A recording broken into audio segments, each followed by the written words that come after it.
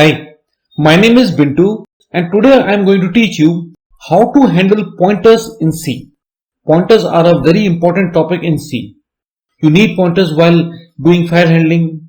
You need pointers while passing arguments by reference, and you need pointers while working with linked list, doubly linked list, trees and everything. So pointers is a very important topic. Let's start with it. We'll be doing certain programs practically. We'll start with this first program, right? When you write int a, one integer takes 2 bytes. So what the compiler will do, it will allocate 2 bytes and will assign it to variable a. When you write int b, again here 2 bytes will be allocated for the variable b. When you write int star p, see this asterisk, this star declares that p is a pointer which will point to an integer. That means this p can point only to an integer, right? This is the address of a. See, a is assigned some address. In reality, the address is in hexa format. But just to keep the thing simple, we'll assume that this is the address of a, right? And what you're doing here, this value 5 is assigned to that address allocated to variable a, right? So this is the address and this is the content of that address, okay? Pointer will always point to an address only, right? Pointer means it will point to the memory address, and when it points to a memory address, it has the right to access the content of that memory address where it is pointing to. So what will happen? When you write ampersand a, ampersand means address. You are assigning the address of a to p. That is, p is pointing to the memory address of a. Pointing. It's pointing to the address. That means p will point to this address 1000, right? So p is also pointing to this location, okay? When you display the address of a is p, p will display the address. It will print 1000. While running, it might not be 1000, it might be something else, right? See, when you run a program, it will assign a location in RAM, memory locations. When you run the same program for the next time, it is not sure that the compiler will assign the same memory location again. It might be something else, right? So, every time the address of variable a might be different. The content of a is, and when you print here a, you'll get 5 on the screen.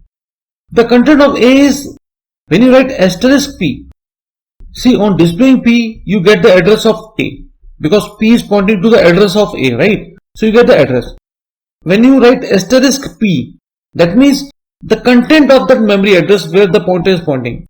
The content of this address 1000 is 5. So here, it won't display the address, it will display the content of the memory address, that is, it will display 5. Here what is happening?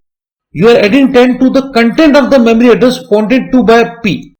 The p is pointing to the memory address of a, its content is 5. You are adding 5 plus 10 and the total is assigned to b. So b will get the value 15. Here you are displaying b, that is 15. So what we are learning in this program, you are learning how the address and how the content are accessed through pointer. Let's run this program. I am using Kigwin software tool for running my C programs. Kigwin provides you a Unix environment in Windows, and because Unix is written in C, so you can run your C programs also in Kigwin, right? Here is the program I have written it for you. This is the program that we were discussing. Let's compile it. I am using GCC compiler for that.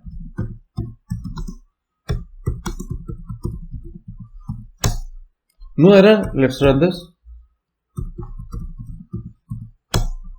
See, it's displaying the address of a. It can be negative. Why it is displaying in negative? Actually it is in hexa, but I am displaying it through %d, that is through integer format. So whatever it is, doesn't matter to me. But this is definitely the address of a, and through these lines you have accessed the contents of a through the pointer p. Let us understand another program. See here, what is happening? By this line, 2 bytes will be assigned to the variable a. B is a pointer which will point to an integer. To that memory address of a, 15 is stored. Let us assume that the address of a is 1000 and to that address 15 is assigned, right? The address of a is assigned to b, that is b has started pointing to the address of a. So b will point to this location, okay? Content of a is, you get 15 on the screen.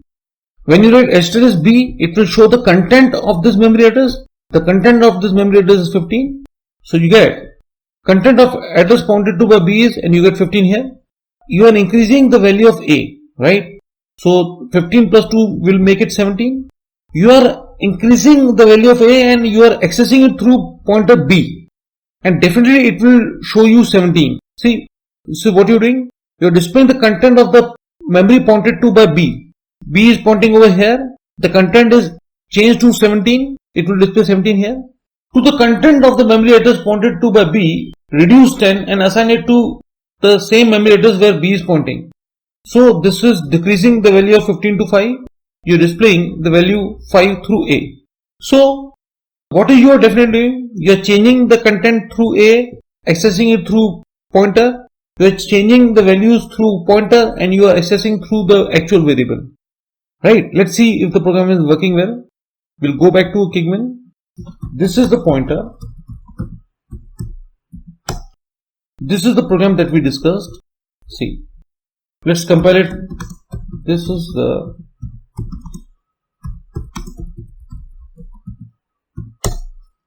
no error. Let's run this. See, content is accessed. See, you are accessing through the pointer. You are changing through the pointer and displaying through the variable. That means the pointer is pointing to the same variable exactly, right? This is a very interesting program. See, here we'll understand a pointer to a pointer. What is happening here? 2 bytes are assigned to variable I, and to that 2 bytes location 10 is assigned. See, let us assume that this is the address of I. 10 is assigned to that content. 10 is assigned to variable I. That is 10 is stored to that memory address. J is a pointer which will point to an integer, and K is a pointer which will point to an integer pointer. That is, J can point to variable I. J is a pointer which will point to an integer, right? So J can point to I. And K is a pointer which will point to an integer pointer. That means K can point to this J, right? Let's see here. The address of I is assigned to J. Address of I is assumed to be 1000. It is assigned to J. Here, this is the content of J. And let us assume that this is the address of the pointer J. Okay. The address of J is assigned to K. The address of J is 2000. We are assuming it to be 2000. That is assigned to K. And let us assume that this is the address of pointer K. Address of I is, you are displaying ampersand I. Ampersand I means the address of I. So it will display the 1000. So it will display 1000. J has the address of I. So it will display 1000 only. See, this is the content of J. And this is the content of the memory location pointed to by K. K is pointing to 2000 and you want the content of that memory location, that is 1000. That is the address of I. That is, from this all the three will print the address of I only. You are displaying the address of J. By ampersand J you get the address. So we assume that this is the address of J. So you get 2000. Display the content of K. K has the address of J only. So it will display the address of J. So here you get the address of J twice. Address of K. By ampersand K you get the address of K. Whatever the address comes, whatever it might be, I don't mind. This is how the addresses are accessed. Value of I. By I you get the content of I, that is you get 10. By ampersand I you get the address. And by asterisk you get the content of that address. See what you're saying? You want the content of the memory address pointed to by I. This is the address of I, right? You want its content, that is you get 10 on the screen. To the address pointed to by J, you want the content of that.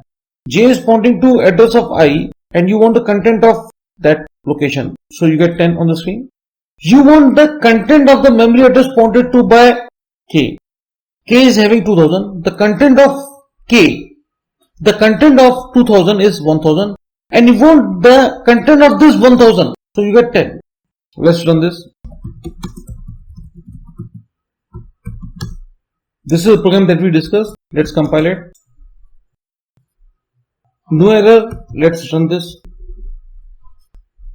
See, you are displaying the address of I. You are displaying the address of J. See, all are same. Can you see it?